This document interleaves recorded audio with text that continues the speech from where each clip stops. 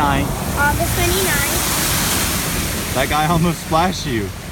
At 2:11 p.m. At 2:11 p.m. at Clay's Restaurant. At Clay's Restaurant. We are on the corner of Clay Road. We are at the corner of Clay Road and Queenston Boulevard. The intersection is probably 4 to 5 foot deep.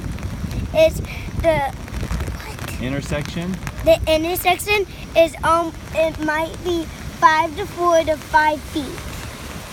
Okay. And as you can see at the intersection, and as you can see at the intersection, we have our crew. We have our civilian. We have our civilian rescue crews. We have our civilian rescue crews. Signing off. Signing off. Stay safe. Stay safe. Stay tuned for more updates. Stay tuned for more updates, and my hair was blowing in my face.